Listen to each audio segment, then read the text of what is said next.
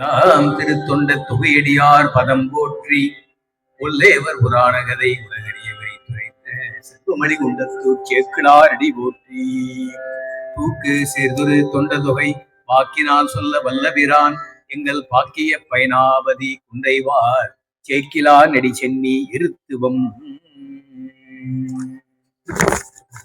உலகலாம் உணர்ந்தோதற்கு அறியவன் நில உலாவிய நீர்மழிவேணியன் அழகில் சோதியன் அம்பலத்தாடுவான் மனசிதம்படி வாழ்த்தி வணங்குவம். என்றும் இன்பம் பெருகும் இயல்பினால் ஒன்று காதலித்து உள்ளமும் ஓங்கிட மன்றுளார் அடியார் அவர் வான்புகள் நின்றதெங்கும் நிலவி உலகலாம். நம பார்வதி பதையே. தென்னாடுடைய சிவனே போற்றி. ஏகம்பத்துரை எந்தாய் போற்றி. அண்ணாமலைய மன்னா போற்றி. காவாய் கனகத்திரளே போற்றி. போற்றி போற்றி. சிற்சவே ஸ்ரீ சிதம்பரம். குருவர்களையும் திருவுருளையும் துதித்து வணங்கி அழுதர் முயங்கு முன்விளைவள்ளியின் தாயார் சவித திருமுருகநாத பெருமானின் மலர்பாதத்தையும் எமையாளும் சண்முகநாத பெருமானின் கமலர் மலர்பாதத்தில் அடியின் சண்முகந்தும் இங்கே வருகுமுந்திருக்கின்ற அத்தனை சிவனை அன்பர்களை வணங்கி மகிழ்ந்தும் வாரந்தோறும் 12 திருமுறைகளை முற்றோதல் செய்கின்ற ஒரு பெரும் பாக்கியத்தினையும் அந்த திருமுறைகளுடைய பொருள் நலங்கள் மற்றும் பதிக வரலாறு, அந்த பதிகத்தை பற்றிய ஆழமான சிந்தனைகள் இவற்றை எல்லாம் சிந்திக்கின்ற ஒரு பெரும் பாக்கியத்தினை நாம் குருவருளாலும் திருவருளாலும் பெற்றிருக்கின்றோம். அந்த வகையிலே சென்ற வாரத்தின் தொடர்ச்சியாக 29வது திருப்பதிகம் திருப்புகழி முன்னிய கலை பொருள் என்று ஆரம்பிக்கக்கூடிய திருவிராகம் பண் இந்தளம் இந்தளப்பண்ணில் அருளி செய்யப்பட்டது. திருப்புகழி சீர்காழிக்கு மொத்தம் 12 பேர் இருக்கு. அதுல ஒரு பேர் வந்து திருப்புகழி. அதனால சீர்காழியை பத்தி நான் பல வகுப்புகள்ல உங்களுக்கு தல வரலாறை பத்தி நான் சொல்லி இருக்கின்றேன். அதனால நம்ம நேரடிய பதிகத்துக்கு சென்று விடலாம். புகழி அப்படின்னு சொன்னா புகழடைதல். அரக்கர்களுடைய துன்பத்தை தாங்காம தேவர்கள் எல்லாம் கைலாயத்துல போய் தஞ்சமடைஞ்சாங்க. புகழடைதெல்லாம் தஞ்சமடைஞ்சாங்க சிவபெருமானை. யாரெல்லாம் சிவபெருமானை தஞ்சமடைகிறார்களோ அவர்களுக்கு பெருமாள் அஞ்சேல் என்று அருள் செய்வார். நம்மளும் பாருங்க, உலகத்துல பலவிதமான துன்பங்கள் ஏதோ ஒண்ணு தாக்கும் போது, ஏதோ ஒரு வகையில வரும்போது கோயிலுக்கு போயிடுறோம். கோயில்ல போய் சாமியை தஞ்சமடைகிறோம் இல்லையா? இறைவனை யாரெல்லாம் தஞ்சமடைகிறாளோ அவருக்கு பெருமாள் அஞ்சேல் என்று அருள் புரிவார். திருஞான சம்பந்தர் சொல்வார், தன்னடைந்தாருக்கு இன்பங்கள் தருவானை. சிவபெருமானை யாரெல்லாம் அடைகிறாலும் அவங்களுக்கு துன்பத்தை நீக்கி, துன்பத்தை நீக்குவது மட்டும் இல்ல, இன்பத்தை சேர்த்து கொடுத்துடுறாரு. அதுதான் முக்கியம். நம்முடைய கஷ்டம், துன்பங்கள், துயரங்கள் நீக்குவது மட்டுமல்ல, இன்பத்தை சேர்த்து கொடுக்கிறார். அதான் முக்கியம். தேவர்கள் பயந்து போய் சிவபெருமானை தஞ்சடைஞ்சாங்க. பிரதோஷ வரலாறு நமக்கெல்லாம் தெரியும். ஆழகால விஷத்தை கண்டு பயந்து அந்த ஆழகால விஷத்தை சாமி வாங்கிட்டு அவங்களுக்கு அமிர்தத்தை கொடுத்தாரு பாருங்க. அதான் துன்பம் நீக்கி இன்பம் தருவது சிவபெருமானுடைய பெரும் கருணை. அத்தகைய கருணை கடல் வீற்றிருக்கின்ற இடம் திருப்புகழி என்று சொல்லக்கூடிய சீர்காழி. அந்த தளத்துல திருஞான சம்பந்த பெருமான் எழுந்தருள்கின்றார். எழுந்தருளி அவர் அருள்கின்றார் பாருங்க. முன்னிய கலை பொருள் மூளைகள் வாழ்வும் பண்ணிய ஒருத்தர் அப்படின்னார். அதாவது உலகத்தையும் வாழுகின்ற, 3 உலகங்களையும் வாழுகின்ற உயிர்களுக்கு எல்லாம் என்னென்ன கொடுக்கணுமோ அத்தனை அவரே செய்தார். அந்த உயிர்களுக்கு உலகத்துல ஒரு பெற்றோர், அந்த தாய் தன்னுடைய குழந்தைக்கு என்ன வேணும்னு பார்த்து அறிஞ்சு கொடுக்குதா இல்லையா? கேட்காம கொடுக்குறாங்களா இல்லையா? அப்ப இந்த உலகத்துக்குமே தாயின் தந்தையான இறைவன் நம்ம கேட்காமே என்ன எப்போது கொடுக்கணுமோ அத்தனையும் கொடுப்பார். 3 உலகத்தையும் ஆடுறவர் அவர் தான். உலகத்திற்கும் மூர்த்தி அவர் தான். 3 உலகத்தில் உள்ள அத்தனை உயிர்களையும் காத்து ரட்சிக்கிறது பெருமான் தான்.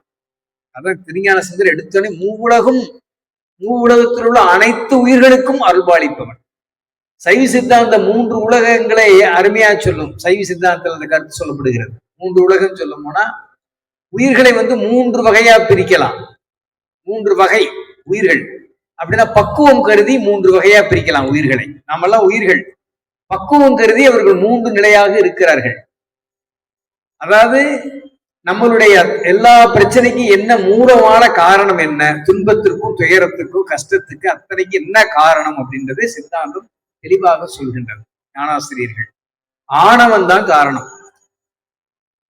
அப்ப ஆணவம் அதிகமா இருக்கிறதுனாலதான் அத்தனை பிரச்சனை வருது. அந்த ஆணவத்தோடு ஆணவம் என்பது ஒரு நோயின்னு எடுத்துக்கலாம்.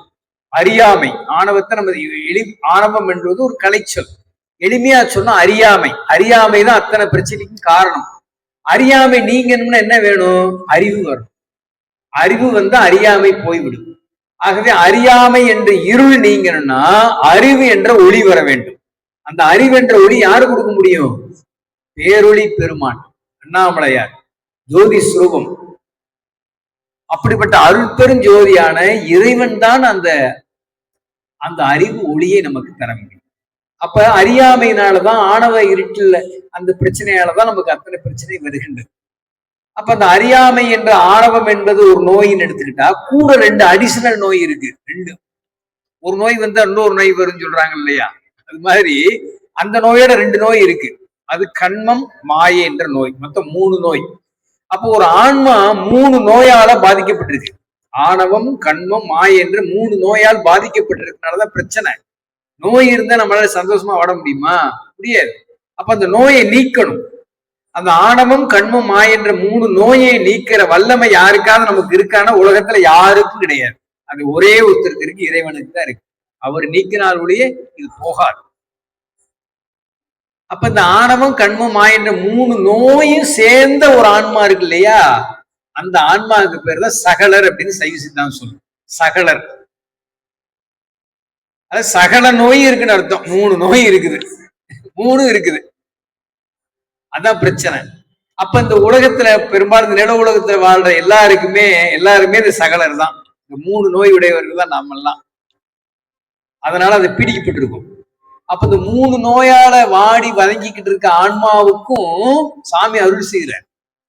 3 நோயை நீக்குவதற்கு, நீக்கி இன்பத்தை தருவதற்கு சதா படைத்தல், காத்தல், அழித்தல், மறைத்தல், அருளல் 5 செய்கிறார். சதாசிவமாக இருந்து சதா அருள் செய்கின்றார் பெருமான். கருணையோடு செய்கின்றார். அப்ப இந்த சகலர் என்ற உயிர்களுக்கு ஒரு உலகத்துல வாடுறோம், அவங்களுக்கு அருள் செய்கிறார். இப்படி இறைவன் அருள் செய்ய செய்ய அந்த ஆன்மா பக்குவம் அடையுது. பார்த்தீங்களா? பக்குவம் அடைய அந்த 3 நோயில ஒரு நோய் போயிடும். மாயை என்ற நோய் தான் முதல்ல போகும். 3 நோயில முதல்ல சாமி நீக்கக்கூடிய நோய் எதுனா மாயை என்ற நோய் நீங்கும். அந்த மாயை என்ற நோய் நீங்கன்னா மிச்சம் 2 இருக்கு. பார்த்தீங்களா? அந்த மிச்சம் உள்ள 2 நோய் உள்ளவங்களுக்கு பேரு பிரளயாகலர். அவங்க நம்ம அறிவை விட மேம்பட்ட நிலையில உள்ளவங்க. நம்ம நிலை இது, நம்ம ஒரு ஸ்டேஜ். இந்த 1 நீங்கிடுச்சுன்னா, மாயை நீங்கிடுச்சுன்னா மிச்சம் உள்ள 2 நோய் மட்டும் உள்ளவங்க பிரளயாகலர் அப்படின்னு. அவங்க ஒரு உலகம். அவங்களுக்கும் இறைவன் தான் அருள் செய்யறார். அந்த அறிவு பக்குவமாகுது. பிரளயாகலருக்கு அறிவு பக்குவமாகி கண்மம் என்ற நோய் அவங்களை நீங்குது. அப்ப மிச்சம் 1 இருக்கு. பார்த்தீங்களா? ஆணவம் மட்டும் இருக்கு. அதுக்கும் அதுக்கு அடுத்த உலகம். அதுக்கு வந்து விஞ்ஞானகலர்னு பேர். அவங்க அந்த உலகத்துல வசிக்கிறாங்க. அவங்களுக்கு வந்து ஒரே ஒரு நோய் தான் இருக்கு. நம்மளை விட ரொம்ப மேம்பட்டவங்க. ஒரு நோய் தான், ஆணவம்ன்ற ஒரு நோய் தான் இருக்கு. அதுவும் முடிஞ்சிருச்சுன்னா அவங்க முக்தி பேர் அடைஞ்சிருவாங்க. இறைவனோட 2 கலந்துருவாங்க. அப்ப இந்த 3 ஸ்டேஜ்ல 3 வகையான உயிர்கள் ஒண்ணுதான். வகையை ஏன் பிரிக்கணும்? அறிவு, அறியாமை என்ற நிலையில் இருக்கின்ற நிலை இருக்கு பார்த்தீங்களா? அந்த அறிவு மேம்பட மேம்பட அவர்கள் அடுத்த உலகத்திற்கு செல்கிறார்கள் இல்லைங்களா? அப்ப அறியாமையில மொத்த உருவமாக இருக்கின்ற சகலர்களாகிய நமக்கு 3 நோய் இருக்குது. நம்ம சகலர், அவங்களுக்கு அருள் புரிகின்றார். ஒரு நோய் விட்டு மிச்சம் உள்ள 2 நோய் இருக்கு பார்த்தீங்களா? கண்மமும் ஆணவமும். அவங்க பிரளயாகலர், அவங்களுக்கு அருள்கின்றார். அதுக்கு அடுத்த ஸ்டேஜ் மேல போயிட்டாங்க. அவங்களுக்கு ஒரே ஒரு நோய் தான் இருக்கு, விஞ்ஞானகலர். 3 உலகம். இந்த 3 உலகத்திற்கு அவர்களுடைய பக்குவத்துக்கு தந்தாப்புல எப்போதுமே அருள் பாலிக்கின்ற பெருமான் சாமி அப்படின்னு முதல்ல எடுத்தோடனே அதைத்தான் அந்த சிறப்பை சொல்றார். அப்படிப்பட்ட பெருமான் சொல்ற பாருங்க, அவர் வீட்டு இருக்கின்றது மிக பழமையான ஊர். சீர்காழி ரொம்ப பழமையான ஊருங்க. அதனால மிக பழமையான ஊரான திருப்புகழி என்று சொல்லக்கூடிய சீர்காழியில் வீட்டிலிருந்து அருள்பாலிக்க கூடியவன் அப்படின்னு சொல்றாரு. அப்படிப்பட்டவனை அவன் எங்கே இருக்கின்றான் அப்படின்னா, சீர்காழின்றது நம்ம பூமியில தான் இருக்கு, நில உலகத்துல உள்ள ஒரு பகுதி. இங்க யார் வர்றாங்கன்னு சொன்னா, விண்ணுலகத்து தேவர்கள் வந்து மண்ணுலகம் வந்து சீர்காழி பெருமானை வணங்குகிறார்கள். இப்ப இந்த இடத்துல ஒரு கேள்வி, ஏன் விண்ணுலகத்திலே அவங்க வழங்கலாம்ல, எதுக்கு இங்க வரணும் அப்படின்னு கேட்டா, ஒருத்தர் தவம் செய்யணும். தவம் செய்யணும்னு சொன்னா, தவம் செய்யறதுக்கு ஒரே ஒரு இடம் எங்க இருக்குன்னா பூமி மட்டும்தான், வேற எங்கேயும் கிடையாது. இது நம்ம ஞானிகள் கண்டறிந்து ஒரு மாபெரும் உண்மையை தெரிஞ்சுக்கணும். அப்ப நம்ம இருக்கின்ற பூமி எவ்வளவு சிறப்பானது நம்ம தெரிஞ்சுக்கணும். நில உலகத்துல மட்டும்தான் ஒருத்தர் தவம் செய்ய முடியும், வேற எந்த உலகத்தும் தவம் செய்ய முடியாது. தேவர்களும் தவம் செய்யணும்னு சொன்னா அவங்க கீழே தான் வரணும், நில உலகம் வந்துதான் வரணும். அப்படி வந்து தேவ உலகத்து தேவர்கள் எல்லாம் வந்து 33 தேவர்களுக்கு அனைவருமே வந்து சீர்காழியில வந்து பெருமானை சிவபூஜை செய்து தவம் செய்கிறார்கள். அப்படிப்பட்ட மகத்துவம் வாய்ந்த திருத்தலம் தான் திருப்புகழி என்று சொல்லக்கூடிய சீர்காழி என்று பேசுகின்றார். இது முதல் பாட்டுல சொன்னவர் சாமி சொல்றார். இப்படி சீர்காழியினுடைய சிறப்புகள் எல்லாம் சொல்றார். சொல்லிட்டு வந்து 3வது பாடலிலே ஒரு கருத்தை பேசுகின்றார் பாருங்க. யாரெல்லாம் திருக்கோயிலுக்கு சென்று சீர்காழி உள்ளிட்ட பல சிவத்தலங்கள், திருமுருகநாதர் திருக்கோயிலுக்கு சென்று தன்னுடைய நாவார தேவார திருவாசகங்கள் உள்ளிட்ட தோத்திரங்களை பாடி ஆடுகிறார்களோ, ஆடி பாடி அண்ணாமலை கைதொழ ஓடிப்போம் நமது உள்ள வினைகளே பின்னர் திருநாவுக்கரசு பெருமான். யாரெல்லாம் ஆடி பாடி இறைவனை தொழுகிறார்களோ அவர்களுக்கு வினைகள் எல்லாம் போயிடும், எளிய வழி. அப்படி ஆடி பாடி இறைவனை திருக்கோயில் சென்று வழிபாடு செய்பவர்களுடைய நாவில் அப்படின்னார், நாவில் சிவபெருமான் இருக்கின்றார். அதான் சொல்றாரு. அதான் ரொம்ப சிறப்பு. 3வது பாடலிலே பெருமான் இந்த அரிய கருத்துக்களை பேசுகின்றார். பாவனவு சிந்தையவர் பக்தரோடு கூடி நாவனவு மந்தனன் இருப்பிடம் அப்படின்னு அருமையா சொல்றார். அப்படி அவர்களுடைய நாவில் உரையக்கூடிய அந்தணனாக சிவபெருமான் இருக்கின்றார். அந்தணன் அப்படின்னா என்ன பொருள் சொன்னா, அருமையா இந்த பொருள் நம்ம தெரிஞ்சுக்கணும். அந்தணன்னா அம் தன் கூட்டல் அன்,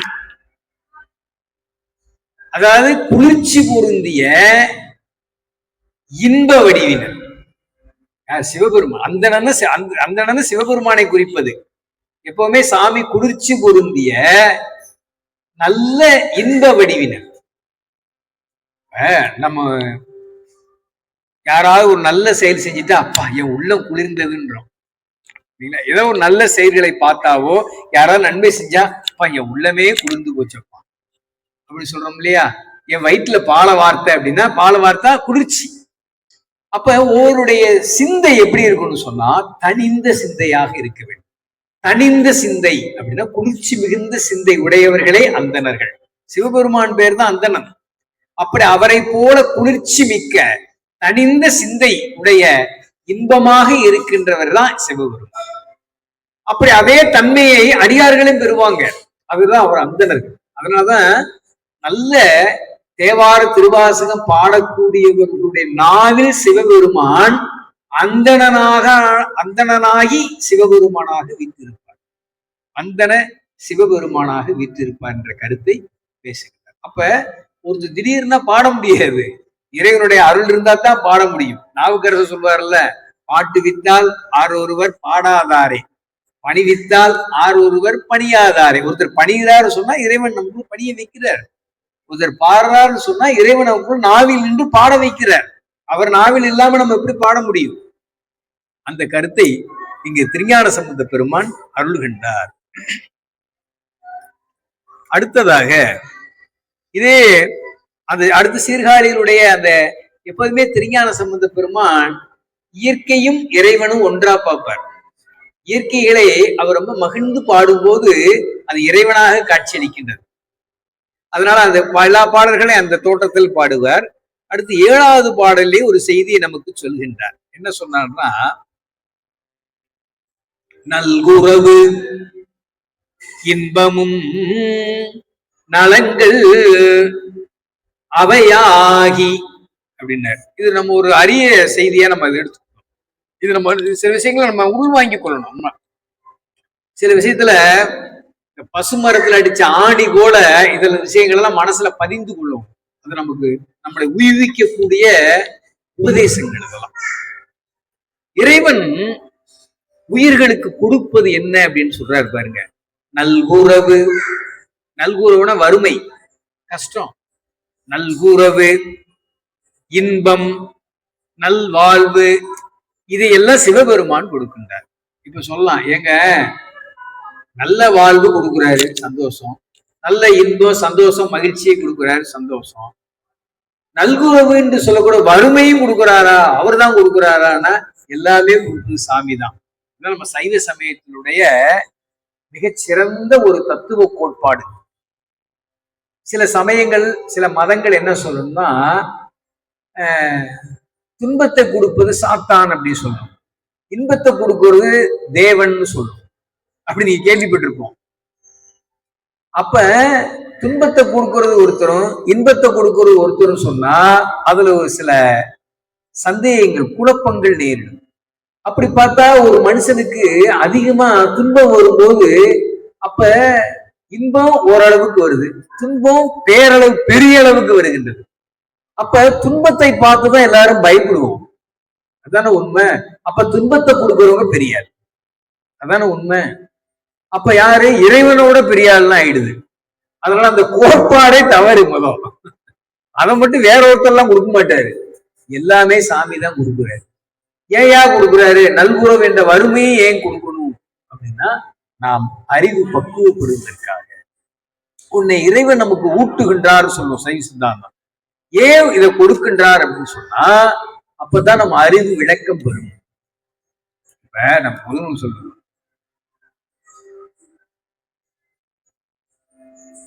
நிழலின் அருமை எப்ப தெரியும்? வெயில் நின்னா தெரியும். நல்ல சுட்டரிக்கிற வெயில் நில்லுங்க, அப்ப திட்டு திட்டு ஓடி போய் ஒரு மரத்தை பார்த்தோம்னா அப்பாடா, மரத்து நிழல்ல பார்த்தா அதே பெரும் சந்தோஷமா உட்காருவோம். அந்த நிழலுடைய அருமை நமக்கு எப்படி தெரியும்? சுட்டரிக்கிற வெயில் நின்னாதான் தெரியும். உண்மையான இன்பம் எது அப்படின்னு இறைவன் உணர்த்தணும் சொன்னா, ஒரு துன்பத்தை கொடுக்கணும். ஒரு துன்பத்தை கொடுத்தா தான் உண்மையான இன்பம் எது நமக்கு தெரியும், எனக்கு தெரியாது. அப்ப அறியாமை இருக்கின்ற ஒரு ஆன்மா எது இன்பம் எது எது துன்பம் தெரியாது. அதுக்கு தான் அறிவே இல்லையே. அறிவே இல்லாத ஒருத்தர் எது இன்பம் எது துன்பம் அனலைசிஸ் பண்ண தெரியுமா? பகுத்து ஆய்வு பண்ண தெரியுமா? தெரியாது. இப்ப அறிவே இல்லாத ஒருத்தர் இவன் நல்லவன் இவன் கெட்டவன் பிரிச்சு பார்க்க தெரியுமா? தெரியாது. அப்ப அதுக்கு அறிவு வேணுமா இல்லையா? இவர் நல்லவர் கெட்டவர் பிரித்து பார்க்கறதுக்கு அறிவு வேண்டும். அதனால எது துன்பம் எது இன்பம் இல்லைங்களா, எது நல்லது எது கெட்டது என்பதை பகுத்து ஆய்வு செய்வதற்கு ஒரு பகுத்த அறிவு வேண்டும். இதுக்குத்தான் பகுத்தறிவு வேண்டும். இல்லைன்னு சாமியே இல்லைன்னு சொல்றதுக்கு எந்த பகுத்தறிவு வேண்டியதில்லை. அதை போய் பகுத்தறிவு சொன்னா அது நகைப்புக்குரியதுதான் இல்லைங்களா. இல்லைன்னு ஒண்ணு சொல்றதுக்கு என்ன அறிவு வேண்டியது இருக்கு? இல்லை அப்படின்னு நம்ம போயிட்டே இருக்கலாம். இருக்குன்னு சொல்றதுக்கு தான் நிறைய அறிவு வேணும். ஆய்வு பண்ணி ஆராய்ச்சி பண்ணி அதை நம்ம ப்ரூவ் பண்ணணும் இல்லைங்களா. அது ஒரு பக்கம் இருக்கட்டும். இப்ப சாமி வறுமையும் கொடுப்பது இறைவன் தான்.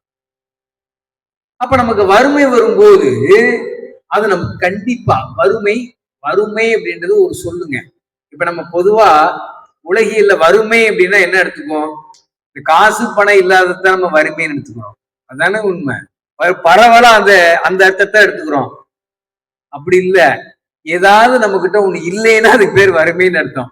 பணங்காசு இல்லைன்னா அது பணங்காசுல இல்லையா இல்லாத ஒரு வறுமை இல்லைங்களா.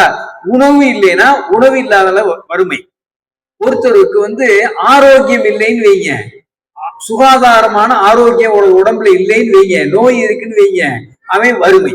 நோயில் வறுமை, ஆரோக்கியத்தில் வறுமை. ஆரோக்கியமற்றனால ஆரோக்கியத்தில் வறுமை, பணங்காசுல வறுமை. ஒருத்தருக்கு குழந்தை இல்லைன்னு வைங்க, குழந்தையில் வறுமை. இப்படி ஒருத்தருக்கு வீடு இல்லைன்னு வைங்க, வீட்டில் வறுமை. இப்படி வறுமை என்பது இல்லை என்ற பொருள் வரும். அது எல்லாத்துக்கும் இருக்கும். உலகத்தில் உள்ள எல்லாத்துக்கும் ஏதாவது ஒரு வறுமை இருக்குதான் செய்யும். அப்ப அந்த வறுமையை ஏன் அப்படின்றத சிந்திச்சோம்னா அது நன்மை. அதுல ஒரு அறிவு விளக்கம் நமக்கு பெருமான் கண்டிப்பா கொடுப்பார். அதனால ஏதாவது ஒரு இல்லை வறுமைன்னு வந்தா நம்ம கவலைப்பட வேண்டியது இல்லை. அதுல ஒரு அறிவு விளக்கம் நமக்கு கிடைக்க போகின்றது என்பதை சந்தோஷப்படும். அதைத்தான் திருஞான சம்பந்தர் சொல்றார், இதெல்லாம் கொடுக்கறது சாமிதாயா, நீ யாரோ கொடுக்குறாங்கன்னு நினைக்காத, சாமிதான் கொடுக்குற. அது தீதும் நன்றும் பிறர் தர வாரா. அப்ப சாமி தேவையில்லாம ஒரு வறுமையை கொடுக்க மாட்டாரு. அதுக்கு ஒரு காரணம் இருக்கும். நாம் முன்னேற்ற வினை அப்படியே ரிப்பீட் வரும், நமக்கு திருப்பி வருது. அதை அனுபவிக்கும் போது நமக்கு அறிவு விளக்கம் ஏற்படும். அந்த அறிவு விளக்கம் அந்த தனிப்பட்ட அந்த ஆன்மா அதை உணரும். அதை வெளியிலேயே சொல்ல முடியாது, அது கண்டிப்பாக அது உணரும். அந்த அறிவு விளக்கு ஏற்பட்டவுடன் என்ன தெரியுமா, அந்த வறுமைன்றது நீங்கி போயிடும். அடுத்த செகண்டே இருக்காதுங்க. அப்ப அதுல உணர்வு பூர்வமாக அதை உணர்ற வரைக்கும் அது இருக்கும். அதை உணர்வு பூர்வமா உணர்ந்துட்டா அந்த இடத்துல அது மறைஞ்சு போயிடும். அந்த அடுத்த வறுமையின் நிலையே வராது, கண்டிப்பா வராது. ஆகவே அறிவு விளக்கம் ஏற்படுவதற்காகத்தான் ஒரு நிகழ்வு இங்கே நடைபெறுகின்றது. அது இறைவனால் கொடுக்கப்படுகின்றது என்பதை ஒரு ஏற்றுக்கொள்ற பக்குவம் ஒரு ஆன்மாவுக்கு வந்துருச்சுன்னு வைங்க, அந்த இடத்துல அதுவும் போயிடும், அந்த நிலையே போயிடும். அது ஒரு சிறப்பு. அதனாலதான் சொல்றார், நல்குறவு இன்பமும் நலங்கள் யாவையும் அப்படி சொல்லிட்டு சொன்னார். இதெல்லாம் கொடுக்கறது சாமிதானா? சரி, இதெல்லாம் ஏயா வருது? ஒருத்தருக்கு இன்பம் ஏன் வருது, ஏன் துன்பம் ஏன் வருது, துயரம் வருது, துக்கம் வருது, இதுக்கு என்ன காரணம் அப்படின்னா அடுத்த வரையில சொல்லிட்டார், வல் வினைகள் காரணம். நாம் செய்த வல் வினைகள், கொடுமையான வினைகள் தான் அதுக்கு காரணம். அப்ப அந்த கொடுமையான வினைகள்னால இதெல்லாம் நம்ம அனுபவிச்சுதான் தீரணுமா அப்படின்னு அடுத்த ஒரு கேள்வி வரும். கவலைப்படாதீங்கன்றார் ஞானசம்பந்தர். ஏன்னா அந்த வல்வினைகளை தீர்த்து அருள்பவனும் இறைவனேன்றார். ஒண்ணு சொல்லிட்டு அந்த வன்மையான வினைகளையும் தீர்த்து அருளி செய்யக்கூடிய அவனே தான், அவனை புடிச்சுக்கோங்க அப்படின்ட்டு. இது எளிய வழி. இதை விட ஒரு சிறந்த ஒரு நல்ல உபதேசம் நம்ம ஞானசம்பந்தர் எங்க கேட்க முடியும்? எளிமையா சொல்லியிருக்கிறார். அப்படிப்பட்ட வல்வினைகளை தீர்த்து அடியாருக்கு அருள் செய்வதும் அவனே. அப்படிப்பட்ட பெருமான் விரும்பி இருக்கின்ற இடம்தான் சீர்காழி என்ற புகழி. அந்த புகழில நிறைய செல்வம் உடைய மறையவர்கள் வாழ்ந்தாங்களாம் அப்படி சொல்லிட்டு முதல் வறுமைன்னு ஆரம்பிச்சாரு. அதே ஊர்ல அப்ப என்ன அர்த்தம், அந்த மறையவர்கள் வேதங்கள் எல்லாம் ஓதி நம்ம திருமுறைகளும் வேதங்கள் தான் ஓதி ஓதி ஓதி நல்ல அறிவு விளக்கம், இறையருளால் அறிவு விளக்கம் பெற்று செல்வ நிலையை அடைவார்கள். செல்வம் என்பது பணங்காசும் இல்ல, அந்த வறுமை என்ற இல்லாத நிலையை நீங்கி எதையெல்லாம் நீங்க இல்லை கிடைக்கவில்லைன்னு சொன்னீங்களோ அதெல்லாம் கிடைத்து விடும். அப்படிப்பட்ட செல்வம் மிகுந்த மறையவர்கள் வாழ்ந்த ஊர் தான் சீர்காழி அப்படின்னு ஒரு பாட்டுல நுட்பமா அந்த விஷயங்களை தொகுத்து ஒரு அருமையா கொடுத்திருக்கிறாரு ஞானசம்பந்த பெருமான். அடுத்து 10வது பாட்டுல நம்ம எடுத்துக்கிட்டோம்னா சொல்றாரு பாருங்க, கற்றமணர் குற்றுளவு தேருரை செய்த குற்றமொழி கொள்கையில்லாத பெருமானூர் அப்படின்னாரு. இந்த அமணர்கள் இருக்கிறாங்க இல்லையா, அவங்க எல்லாம் நிறைய புஸ்தகம் படிப்பாங்க, நூலறிவு புத்தகத்தை படிச்ச நூலறிவு உடையவர்கள். பெரும்பாலும் நூலறிவு உடையவர்களுக்கு ஒண்ணு தெரியுமா, அந்த நூல்ல என்ன சொல்லியிருக்கோ அதான் அப்படின்பாங்க. அடுத்த ஸ்டேஜுக்கு சிந்திக்க மாட்டாங்க. அதாவது அறிவுக்கும் ஞானத்துக்கும் ஒரு வித்தியாசம் இருக்கு, தெரிஞ்சுக்கோ. சில பேர் அறிவு தான் ஞானம் எடுத்துக்கிட்டாங்க, ஞானம் வேற அறிவு வேற. அதை நம்ம எளிமையா இன்னைக்கு ஒரு வார்த்தையில உங்களுக்கு விளக்குறேன் பாருங்க. அறிவு என்பது என்னன்னா, இப்ப பெரியவங்க இந்த நூல்லாம் கொடுத்துருக்குறாங்க இல்லைங்களா, இதை நம்ம படிக்கிறோம் இல்லைங்களா, படிச்சு இந்த அறிவை நம்ம வளர்த்துக் கொள்றோம். ஒரு விஷயத்தை தெரிந்து கொள்வது அறிவு, அவ்வளவுதான். ஒரு விஷயத்தை தெரிந்து கொள்வது அறிவு. சரி, ஒரு விஷயத்தை தெரிந்து கொள்றோம் இல்லையா, அந்த நம்ம தெரிந்து கொள்வதற்கு ஒண்ணு உருவாக்குறாங்க இல்லையா, திருமுறையில பாடி இருக்கிறாங்க இல்லையா, இதை நாம உருவாக்க முடியுமா? ஞானசம்பந்தர் தேவாரத்தை நாம பாட முடியுமா? அதை அப்படியே பாடலாம். அதே மாதிரி இன்னொரு தேவாரம் நம்ம பாட முடியுமா? இப்ப ஒண்ணு உருவாக்குறாங்க பாத்தீங்களா, அந்த உருவாக்குறதுதான் ஞானம். அவங்க ஞானம் உடையவர்கள் உருவாக்குவாங்க. அந்த அதனாலதான் ஞானம்னு சொல்றது. ஒண்ணு செய்வது ஒண்ணும் இல்ல, கம்ப்யூட்டரை உருவாக்கி இருக்கிறாரு பாத்தீங்களா, அவர் ஞானம் உடையவர். அதே கம்ப்யூட்டரை படிச்சு நம்ம ஒரு விஷயம் தெரிஞ்சுக்கிட்டோம் இல்லையா, இது அறிவு. உருவாக்குதல், அதை நம்ம படிச்சு தெரிஞ்சுக்கிறோம், அவ்வளவுதான். ஒரு பைக் இருக்கு, பைக்கை உருவாக்குறாங்கல்ல, அதை பார்த்து நம்ம செய்யறோம் பாத்தீங்களா, இது அறிவு. அறிவுக்கு ஞானம். அதை இன்வென்டட் ஒண்ணு நம்ம கண்டுபிடிக்கிறது ஞானம்னு வச்சுக்கோங்க. அது இது எல்லாத்துக்கும் வந்துடாது. அது அந்த அறிவு வேற, அது உயர் அறிவு. அதை நம்ம வாக்காடே சொல்ல முடியாது. அப்படிப்பட்ட ஞானத்துக்கும் அறிவுக்கும் உள்ள வித்தியாசம் இது. இப்ப அமணர்கள் சமணர்கள் சொல்லக்கூடியவர்கள்லாம் நூலறிவு உடையவர்கள். அவங்களுக்கு என்ன தெரியும்? நூலறிவு உள்ளவங்க அதையே புடிச்சிட்டு நிப்பாங்க, ஒத்த கால நிப்பாங்க, ஒரு பிரயோஜனம் இல்லை. அதனால நூலறிவு உடையவர்கள் இவங்க. ஆனா அவங்ககிட்ட போய் குறுக்க ஒரு கேள்வி கேட்டேன்னு வைங்க, ஒன்னும் சொல்ல தெரியாது. நான் சென்ற வாரத்துல சமய வகுப்புல ஒரு விஷயத்தை சொன்னேன். புத்தர்களை சொல்லும் போது ஒரு சொன்னேன். புத்தர் காலத்துல புத்தரை பார்த்து ஒரு 14 கேள்விகள் கேட்கப்பட்டது. புத்தரை பார்த்து 14 கேள்விகள் கேட்கப்பட்டது.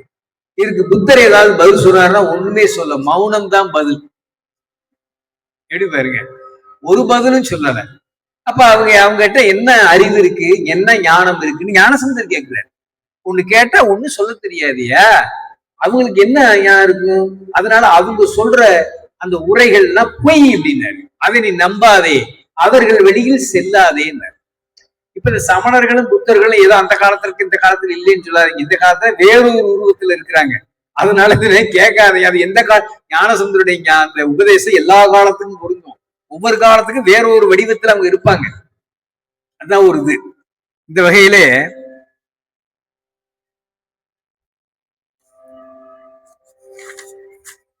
அந்த பேப்பர் கூட இருக்கு.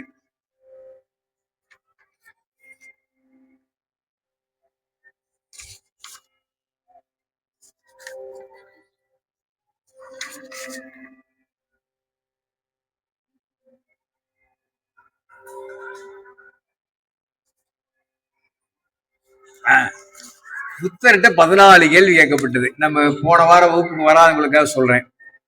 இந்த உலகம் நித்தியமா அனித்தியமா? இந்த உலகம் உண்மையானதா உண்மையற்றதா? நித்தியம்னா எப்போது இருக்கிறதுன்னு அர்த்தம், அனித்தியம்னா இல்லாததுன்னு அர்த்தம். கேள்வி நல்லா புரிச்சுக்கங்க. இந்த உலகம் நித்தியமா அனித்தியமா? 2 கேள்வியா? இரண்டுமா அல்லது இரண்டும் அல்லையா?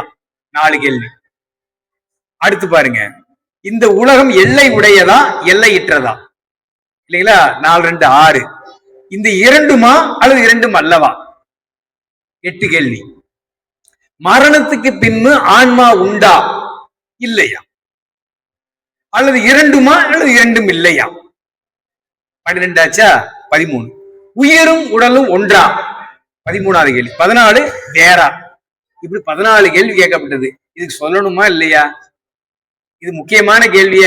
இதுக்கு மௌனம் தான் பதில். இன்னைக்கு வரையும் அவங்க புத்தரும் சொல்லல, யாரும் சொல்லல.